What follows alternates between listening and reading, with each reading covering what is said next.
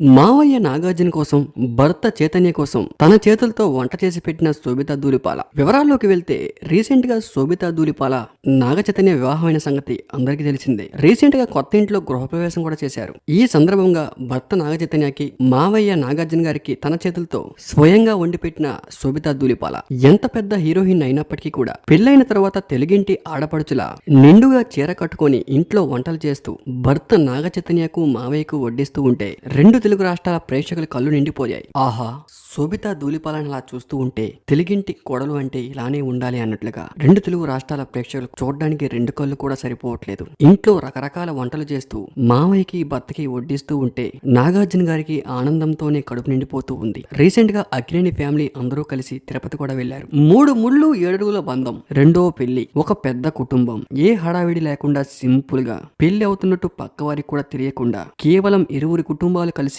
Recent గా December 5 రాత్రి 8:13 నాగ చైతన్య శోభితా ధూళిపాల వివాహం జరిగింది. ఈ విషయం నాగ చైతన్య సమంత ఫ్యాన్స్ కి మింగుడు పడిన విషయమే చెప్పుకోవాలి. ఎందుకంటే నాగ చైతన్య సమంత కపుల్స్ కి విపరీతమైన ఫ్యాన్ బేస్ ఉంది. రీసెంట్ గా సమంత నాన్నగారిని కోల్పోయిన విషయం తెలిసింది. ఇలాంటి టైంలో శోభితా ధూళిపాల నాగ చైతన్య వివాహం సమంతకి ఇంకొంచెం బాధని రెట్టింపు చేస్తుందని చెప్పుకోవాలి. నాగ చైతన్య శోభితా ధూళిపాల వివాహం అన్నపూర్ణ స్టూడియోలో జరిగింది. దగ్గుపాటి ఫ్యామిలీ, అక్కినేని ఫ్యామిలీ తప్ప ఈ మ్యారేజ్ ఏ మీడియా ఛానల్ కూడా ఇన్ఫార్మ్ లేదు. వచ్చిన బంధువులు పెట్టిన ఫొటోస్, వీడియోస్ తప్ప ఎక్కడ లైవ్ ఫుటేజ్ కూడా లేదు. చాలా సింపుల్ గా నాగ చైతన్య శోభితా ధూళిపాల వివాహం జరిగింది.